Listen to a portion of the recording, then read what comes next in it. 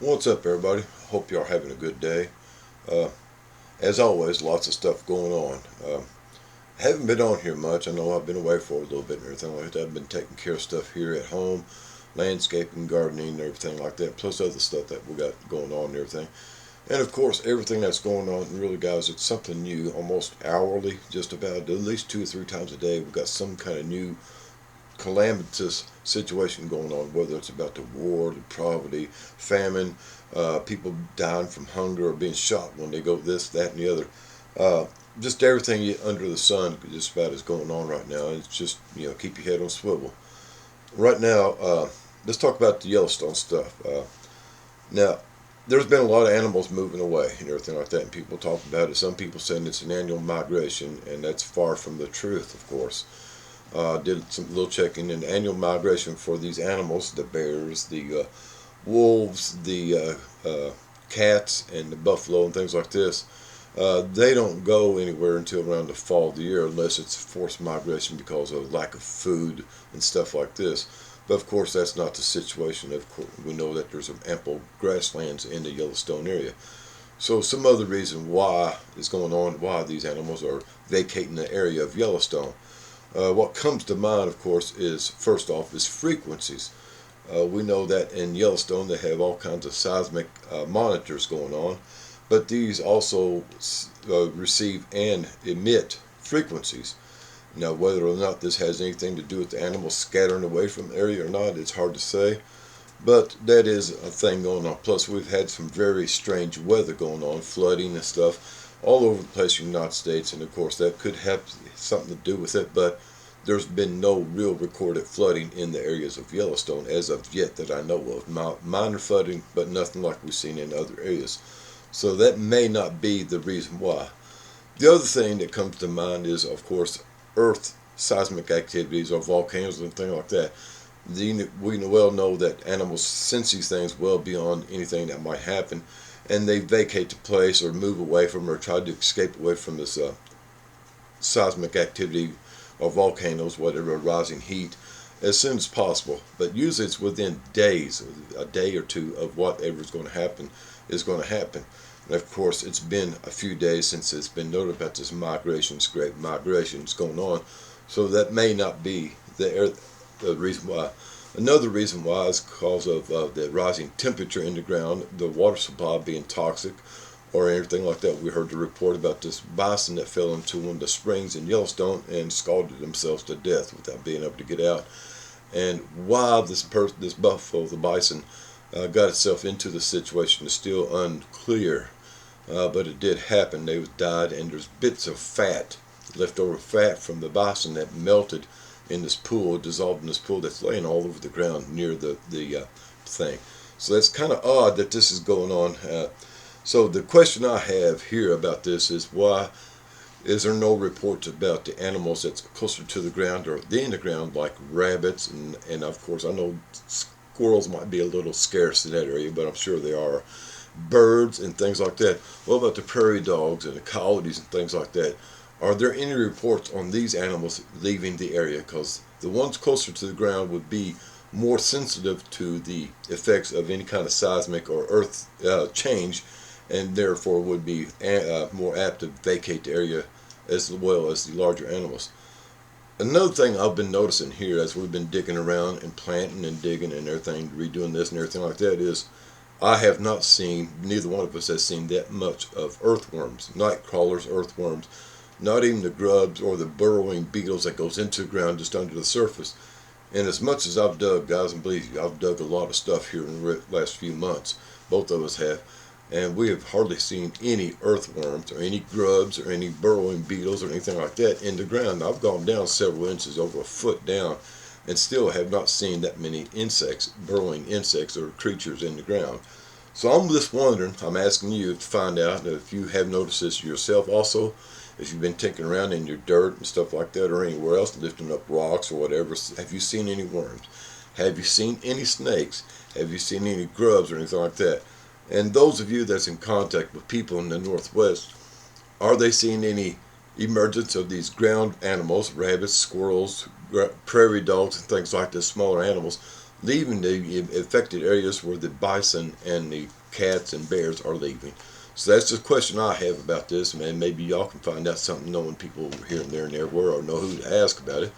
But let's hear what you have to say about it, and leave a comment if you have anything that you might want to add to this and everything.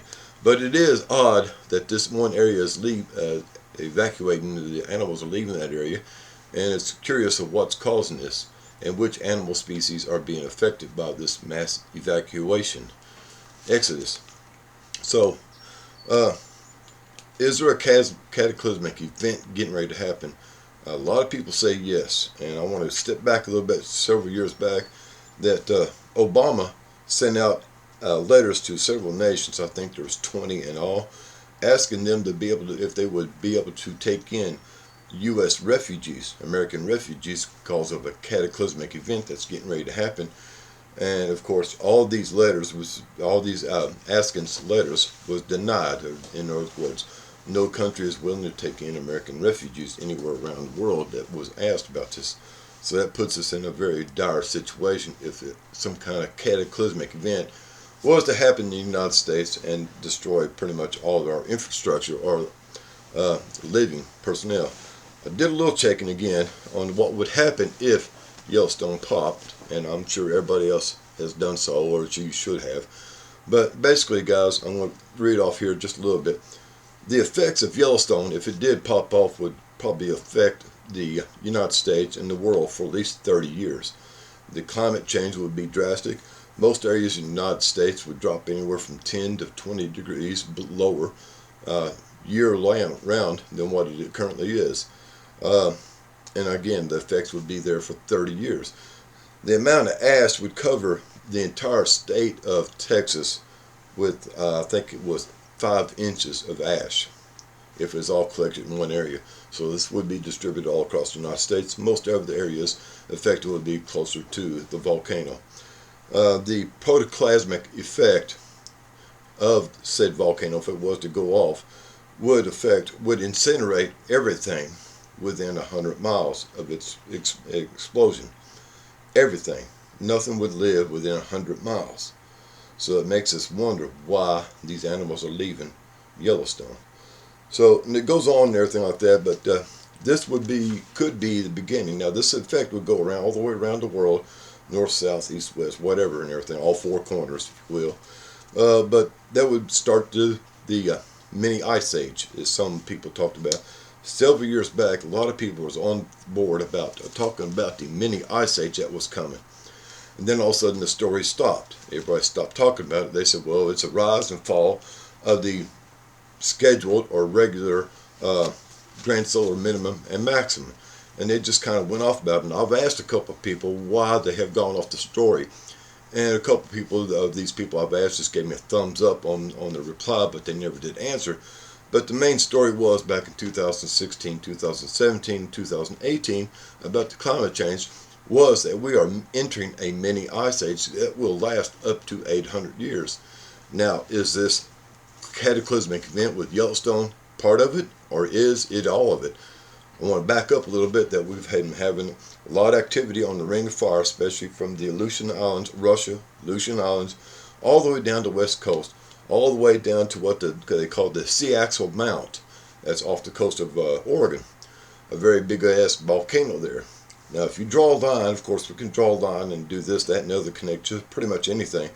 But if you look at Google Earth or Google Maps or anything, whatever, you can almost draw a straight line from the Seaxal Mount to Mount Rainier, which is very active right now, all the way to Yellowstone. And all 3 of those places right now are very, very active with seismic activity as well as volcanic eruptions. You can go ahead and fact check me all you want to and everything, but it is the truth. Are we getting ready to face one of the biggest major cataclysmic volcanic events that the Earth has ever seen? One of the things that brings it to mind, guys, of course, we're seeing a lot of people going underground and everything like that. And I want to go back here a little bit about some of the things I've talked about before, is that we are running out of minerals in the earth. I've mentioned gold and other minerals like this and everything like that, and that we are running out of resources. Okay, we're running out of trees, we're running out of animals, we're running out of minerals, resources and everything, guys. And so They have no way of revitalizing Earth to get more resources than to somehow bring it up. One of the things about the thing is gold and other things like this, guys. There's an abundant supply deep within the Earth. It's there. They have no way of reaching it unless they can find some kind of system or method of bringing these deep earth minerals and substances to the surface or close to the surface where they can be reached by mining methods that we have currently available.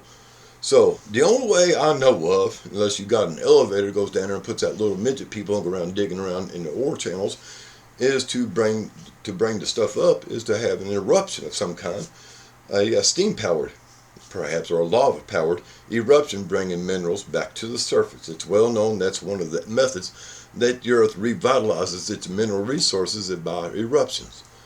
So we go back over the last 10 or 15 years, perhaps even 20 years, we have been seeing a reduction year after year of available clean drinking water, fresh water. Even our ocean levels has dropped a little bit, even though they're telling us that they're rising, they are not. We are actually, land masses are actually sinking. So we have a disappearance of water going on globally, and we live in an enclosed ecological system, which means basically we live in a bubble. So within that ecological system, we don't lose resources, we don't lose water, we use them, but they are always there, whether in the basic form of carbon or whatever. And water is pretty basic. So water just doesn't disappear. It has to be used or gone somewhere or stored if we don't have it available. And the only place available to store this much water is underground in deep caverns, tunnels, and things like that, in vast different places underground. And as we know, the core of Earth is heating up more and more each and every day. And they said a reverse direction, which is kind of odd. I didn't notice it, but of course our days are getting shorter. But anyway, the core is heating up, and when the core heats up, this water that's stored underground will become pressurized, much like a pressure cooker or your tea kettle. When you start heating it up, pretty soon that water turns to steam, pressurized steam, and when it ejects out of the earth, bringing lava, molten rock, molten minerals to the surface of the earth and everything, that resupplies our minerals on the surface. This includes gold, iron, copper, nickel, etc., etc., silver, everything, guys. We are running out of these basic minerals that we need to survive with or make our modern society work. And the only way that we can bring them out is either go down in the ground and bring them up, or have the ground bring them up to us, or go up into space with these asteroid catchers and start mining materials from these asteroids, which I've heard they are doing. We're also doing deep sea mining on the ocean floors and bringing out minerals from the ground. We are destroying the earth from inside out, guys, and it's getting really, really bad what they're doing to it. So anyway, that's what's going on with this. My estimate is that these volcanic activities is going on because the core of the earth is being heated up, and the heated core is heating water to steam and pushing these ejectiles, this material, this minerals back to the surface. Therefore, they can start harvesting it. Go ahead and look it up and everything, guys. There's no real proof of it, but that does make kind of like sense. So not only do we have the Sea Axle Mount and Mount Rainier and Yellowstone going on, there's other places throughout the world that's acting the same way, such as in Japan, all the way down into I can't think of the thing right now, but down through India and all that stuff like that, Istanbul and everything. Guys, we are having volcanoes go on. The reason why is the Earth's core is heating up, and of course when it heats up, pressure rises, and the rising pressure spits things out. So what's causing the water event, the floods, guys? This ties into what's going on with the floods. We've seen cataclysmic flooding going on all over the United States, all over the world. And where does this water come from? It is not inches of rain falling from the sky, guys. There's just not really that possible with that much rain. Of course, they're saying it is. But the water is coming from underground, where they've been storing this water, where it's been pressurized, where it's been forced up to bring minerals to the surface. As soon as it starts bringing to the surface, they have a flood, a big rain, and they claim that it's a large amount of water coming out of the sky, but it's actually coming from the ground, where they've been storing the water for just such an event. So think about it, guys. It does kind of make a lot of sense about this. Of course, I'm a little wacko, crazy and everything, but they're wacko crazy too. So, you know, it takes one to know one, right? Another thing that's been going on, guys, and you know, I've not been watching everything going on, and I make my comments, and then I forget to write them down and everything like that. Anna and I keeps up with a lot what's going on, and we make talk about these things amongst ourselves and everything to come up with kind of good idea what's going on. One of the things we did, we watched a little movies here and there. We watched the Humanity movie called Humanity Bureau with Nicolas Cage in it the other day. And in the beginning, they talked about something happened in 2017, that shortly after it, the United States did something that was unusual. They secured their borders, all 4 borders. It was locked down completely because of, I forget what the threat was and everything, but the basis of the movie. But anyway, guys, oh yeah, the humanity had to have been divided. Everybody was put into like 15-minute cities.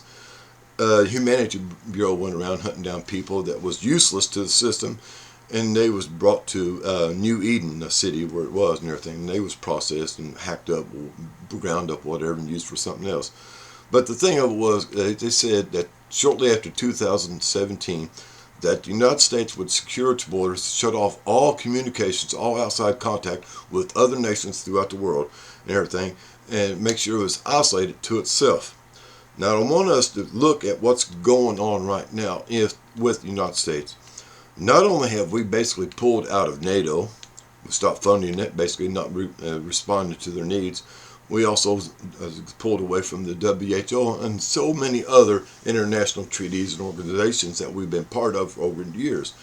And we have been pulling back our troops from overseas quite a bit, as well as armament.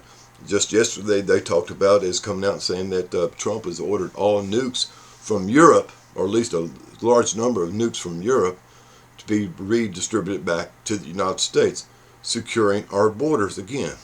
Now, we got the southern border secured with National Guard, etc., etc. We got National Guard over on the west coast. We got National Guard and troops over there around D.C. up and down the east coast. And we got them scattered throughout here and there around the northern border. I also got Canada acting as a watchdog for us on our northern border, if we could trust them. Now, the western Canadian states are the ones that's in question for them to join along with the alliance with the United States, all the way up to Alaska, as well as the Northwest Territory and Greenland also. So this is basically Trump securing our northern border with nukes. We're moving nukes into Canada, around the western edge of Canada, if y'all haven't heard.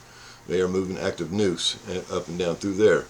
So everything's looking like we're getting ready to go do a throwdown with somebody. Who it is, we don't know, but we are securing our borders for an invasion. We are securing ourselves from the rest of the world, cutting off ourselves from the rest of the world of supplies and everything like that, materials. One of the things Trump is doing is really pushing it is to encourage the United States manufacturing its own goods and everything. I mentioned this a while back that that's one of the ideas behind Trump's motives right now, is to make sure the United States is able to support itself with its own durable goods and food supplies and everything like that. And if you look at what he's been doing, that is exactly what he's doing. He's encouraging manufacturing to go on in the United States, food production to increase in the United States, etc., and to become independent away from other foreign sources and influence and everything like that. Securing our independence from other foreign countries and everything, securing our borders, if you will. Also, I see signs of martial law or some kind of similar thing like that, such as lockdowns.